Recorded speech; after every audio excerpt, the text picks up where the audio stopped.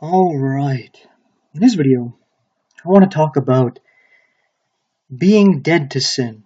I'm still trying to understand this in a practical way so that I can apply it to my life and teach others how to apply it to their life.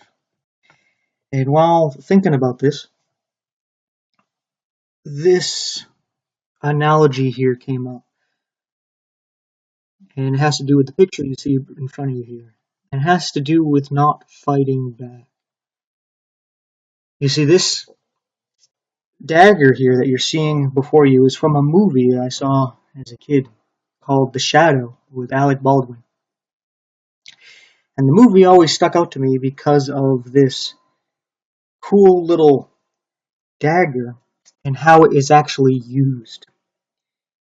It's some mystical artifact, I guess. And here you can see there's a head here. Maybe you can't see all too well, but it's actually like a head engraved into this dagger. And it apparently has some kind of consciousness to it. So this person can grab the dagger, but you see, you can't use it by force or physical force, right? Your flesh cannot actually control it. So you grab it and you want to use it to stab somebody, you can't move it. It stop you. You can't. It fights against the flesh, and it actually dominates the flesh. And I was like, hey, you know what? This is like sin, because how they ultimately end up controlling it is by not actually trying to control it. You see, what really gets us caught up into sin is trying to resist it. Now, as a Seventh-day Adventist, that was the burden of my life, was trying to control myself. And it seemed as though the more I tried to control myself, just the more that bottled up sin just kind of built up pressure, like a volcano or something, right? It was just going to burst. And it was a burden to try to contain it and to keep it contained. And the more I tried to fight it, it just created more pressure on it, that it was just going to burst open, right? And it's kind of like with this dagger. You try to take that flesh that's trying to actually destroy you, like this dagger. You see, there's people who can control it. And the thing is that they won't even control it with their body, right? With their flesh. They control it with their mind. And they would kill people with it. So it would kind of fly through the air, and the person who's controlling it could make it go after whoever. And it's kind of like a bullet that you can control and go after whoever you want, right? And then the person would try to grab it to stop it from stabbing them, right? And that's kind of like sin coming at you, and it's trying to put you down, right? Because the wages of sin is death. So if you get pierced with the sin, there's death.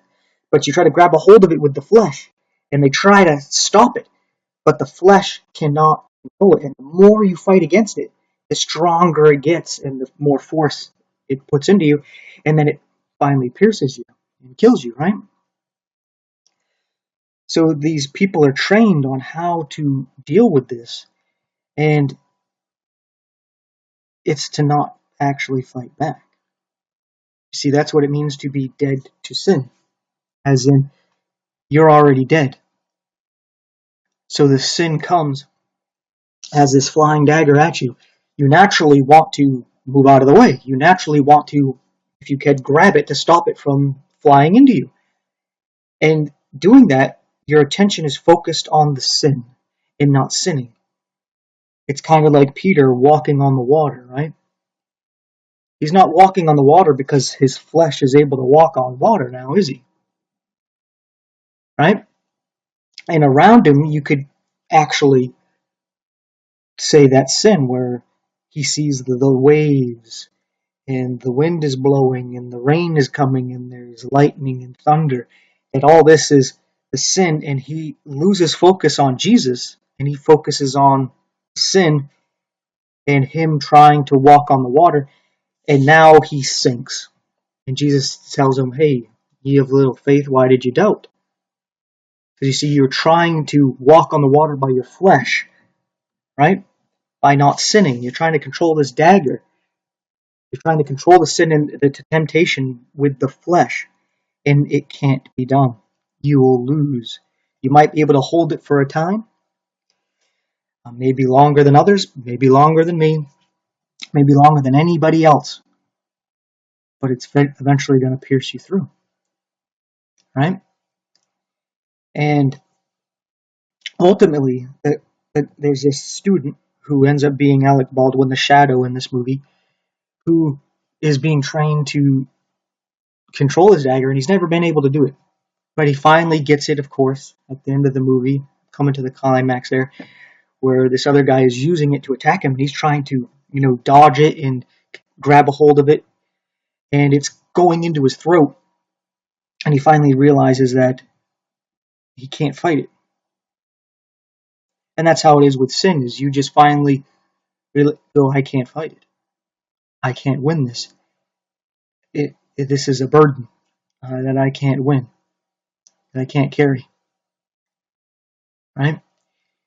You die. You just accept the death, right? That sin is coming at you. This dagger's flying at you. It's that temptation, and all right, Lord, I'm dead. Have mercy on me, a sinner. And metaphorically speaking, you've accepted being crucified. You died, accepting your fate, and realizing you can't control this with the flesh. And that's what he realizes in the movie. He can't control it, right? He stops trying to. And he finally realizes that, it's not something done with the flesh. It's done, and the point I want to make here is by faith, where they use some kind of mental ability. Well, that's like faith, right? There's nothing tangible to it. It's not sight. It's faith. By faith, you control the sin. You control the dagger, right? And you just die. And I know that is kind of a strange way to put it, and maybe doesn't seem all too practical. But what I'm saying is, you don't fight the sin, right? You don't resist the temptation, which sounds kind of odd. So you may be saying, what do you do? Well, you got to start building up habits where, when there is temptation, to remind yourself that you can't win, to not fight it, that you're dead to sin. Dead people don't do anything. They don't have any joy or pleasure in anything, such as sin. And habits of praying, right? God, you said you'd give a way out. Show me that way out. For an example, right? And to keep your mind focused, like learn to focus your thoughts, because sin really gets a hold when you start thinking about it, right? There's a sin that you enjoy, whatever it may be. Well, you don't just do it. You don't just say it. It starts with your thoughts. So if you get a hold of the thoughts, and when sinful things come in that you may enjoy thinking about, well, stop that before it becomes words and deeds. Learn to, when you have these thoughts where, hey, oh, this dagger's coming to fly at me, well, I'm just going to focus on Jesus. I'm going to focus on the Word. I'm going to focus on prayer. I'm going to focus on working out. I'm going to focus on some kind of hobby, right? You redirect your thoughts so that there is no room for the sin. It has no place for the seed to land, to grow. There's no soil for it, right? And if it doesn't get into the thoughts, it can't be planted into the heart. If it's not planted into the heart, you're not going to say any of these things. You're not going to do any of these things that you're trying to fight against, right? So the idea is not to fight against sin, not to resist sin. As we're told, resist the devil and he'll flee from us. But you see, when a lot of times when we think of that, we think of like holding the dagger, we're resisting the devil. We see your attention's on the devil, your attention's on the sin and resisting him. When you resist him, it's basically the same way you resist a narcissist. Somebody who has NPD, you resist them by completely ignoring them, going no contact. You don't talk to them, you don't engage with them. That's how you defeat a narcissist, because they need you, and they will just talk about whatever just to keep your attention on them. They want your attention, they want your focus. And they'll just talk nonsense just to have your attention because it makes them feel like they exist, because they don't really feel like they exist. And they need you to feel like they do.